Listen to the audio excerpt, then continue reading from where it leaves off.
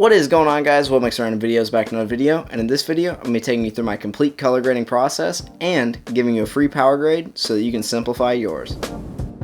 Alright, so getting right into it, for those of you wearing blue light glasses, this is your reminder to take those off so that your colors actually look correctly. Also make sure you have night mode off on your monitor, all those sorts of things. But this is the clip we're going to be color grading. It's a clip where I'm driving a car and I'm having a grand old time because it's a Camaro and it's convertible. We're going to try and turn it into this. I might adjust this a little bit, however, pretty significant difference as opposed to just changing it to S-Log3. Alright, so hopping right into the color page, you should have something that looks like this. You'll probably have LUTs over here or something like this. But the first thing we're going to do is we're going to build our node tree. Our node tree is going to be where we do all of our work at. And using power grades, you can have a node tree already built up, and that's what we're going to do here. I have them pre-labeled using the power grade, and I took all the settings off so I could show you what each one does. So in our CST, which if you're using a camera that shoots in Rec. 709, you don't have to do this part. However, it is very essential if you are using one that shoots in a color space. And I'm going to set mine to be S-Log3 converting to Rec. 709. And then they say Rec. 709A is better. I don't know that there's really that much of a difference. But I'm going to set mine to be Rec. 709A. Actually, we're going to do Rec. 709 as our thing. So set up your color space transform, whatever your camera shoots in. If you're shooting on Canon, it's probably C-Log if you have it set up correctly. For me, we're using S-Log3. And so next step, what we're going to do is we're going to go ahead and put our LUT on, as the LUT we're going to be using changes the colors a fair bit. And this LUT's built into Davinci Resolve by default. It's in the Film Looks tab. And we're using Rec. 709, so we're going to pick out, my favorite one is the Kodak D65 or D55. If you're grading something and you want your footage to have a warmer look, we're going to use D55. If you want cooler, D65. If you want neutral, D60. I want this footage to have a warmer look, so we're going to use D55 on our LUT. And we're going to turn that down just a little bit. And the way you do that is by going right here and to your key, and I'm going to put it to about 500 for now, or 0.5. Now, for our white balance node, you may be tempted to use these as your white balance and all that, and you can get by with doing that. However, the better way to do it is to take and get out your vector scope over here, turn on the skin tone indicator, especially if you have skin tones in your thing, and use the offset to set your color, or to set your white balance. Just moving this wheel around. For our exposure tab, same thing. You might be tempted to use the shadows and the highlights, which for basic grading you can do. However, with what we're trying to do, we're going to use these wheels as well. Our offset is your total color, like your total everything. Your gain is your highlights, your gamma is your midtones, and your lift is your shadows. And I'm going to I want the highlights to be up a little bit.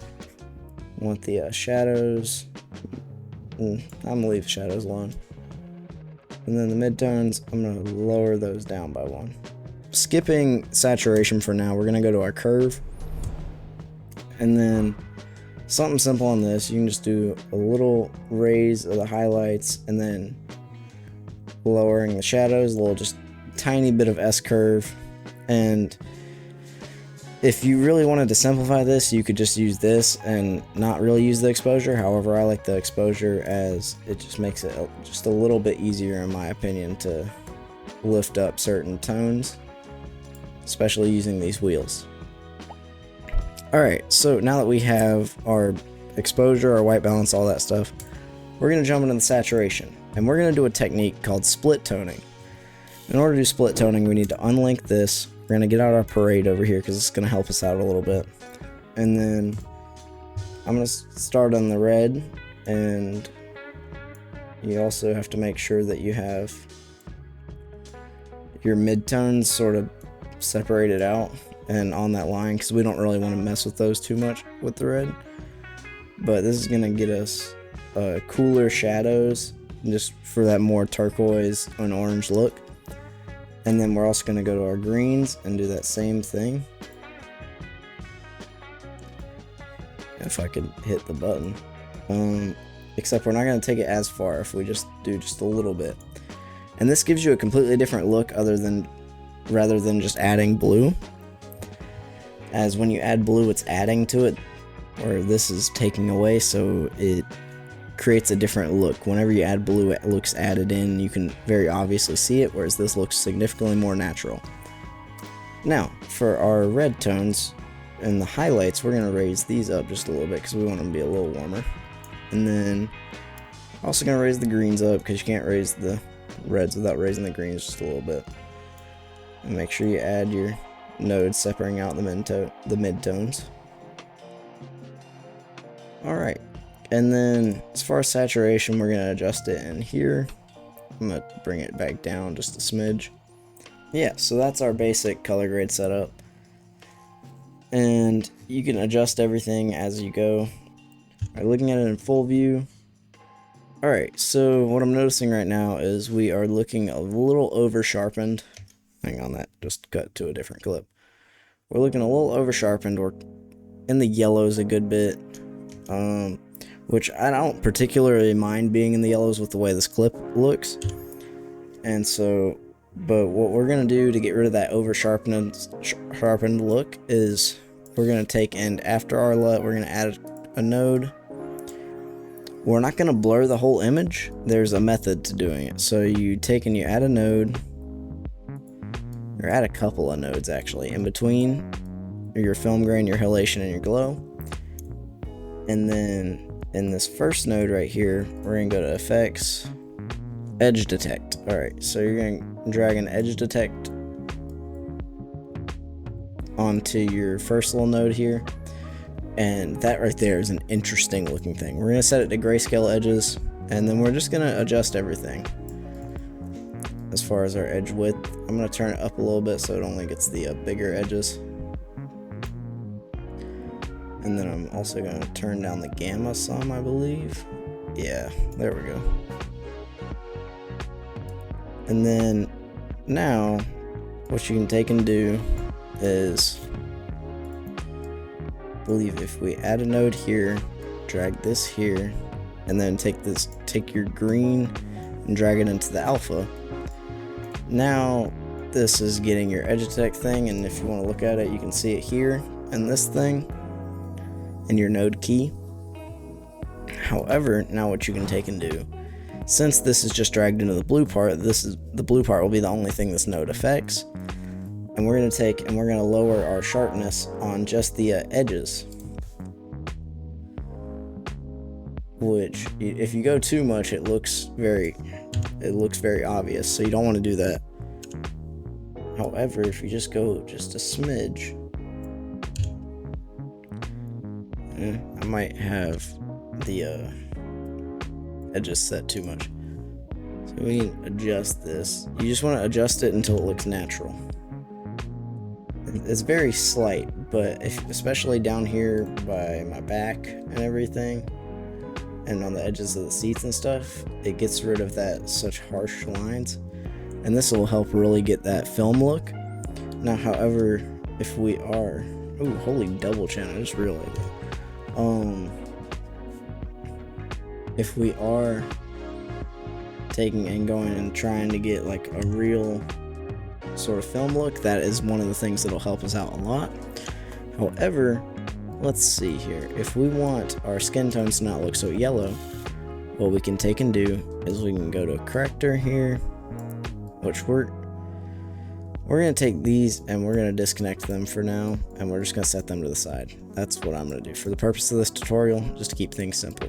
So we got our top grade up there, and then we're working in this layer right here. So connecting this to our output here, Now, if say our skin tones aren't the way we want them to be, we can do this right here, where you split the signal, add a layer mixer, and then you drag this like so.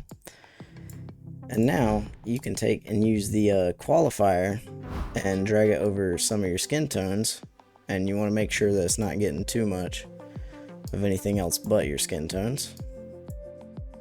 See, when I dragged it right there, it got too much. So what we're going to take and do is we're going to bring the greens out of it a lot. There's a fair bit of adjustment you have to do with it. However, I think we got mainly our skin tones there. So what we're going to take and do now is, for one, I think we still have a little too sharpness going on with our face here. And which means we're going to just take and drag this mid detail down by a little bit. And then, now this node right here is only affecting the skin tones, and when it gets added to the layer mixer, then it only gets added in as the skin tones and only affects the skin tones, whereas you can change everything else up here separately. And then, but what we're going to take and do is we're going to go to the color wheels, and I think I'm just going to take and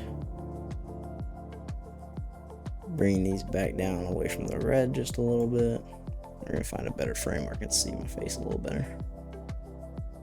We're going to bring it away from the red. I want to keep it in the warm zones. So using the offset wheel almost like we did for the white balance. Now I think we've got a fairly good looking image there. It's very slight.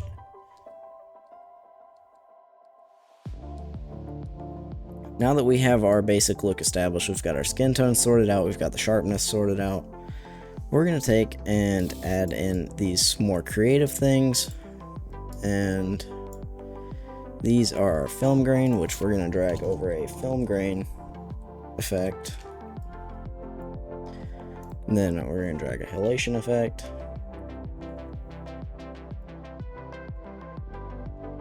And then a glow effect. Alright, so off the bat, that is not great. So we've got a little bit of adjustment to do. Starting off with the halation, we're going to turn that threshold up a fair bit, adjusting the strength of it, as well as the spread. Alright, I like that. Now for our glow, we want to make sure that we don't have the spread up too high. And we can just adjust it. You want to make sure that you have the threshold set fairly high here, or else you're going to get your clothes glowing if you're wearing anything bright. See what I'm saying?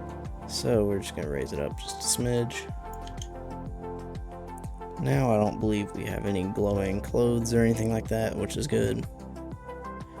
Then you mess with the spread and all that stuff, but I like where it's at right now. Now for our film grain, this isn't required, however it sort of just creates a nice look. So what we're going to do is we're going to take, and I like to use any one of the 16mm things or 8mm. 8mm is a little bit stronger though, I believe. Actually, hang on. Nah, we're going to take and we're going to use 16mm. 16mm 50D, I believe, is a really good look of grain, and then we're just gonna turn down the opacity just a smidge. Yeah, but anyways, if we go back here,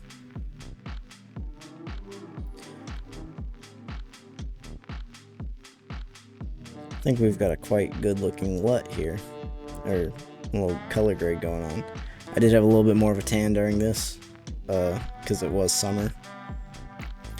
I'll have this whole node tree and all that stuff linked in the description down below. There'll probably be a Google Drive link, if anything. And yeah, give it a shot, mess with the stuff, tweak it, tell me how I can improve it. And yeah, but anyways, I'll see you in the next one, and goodbye.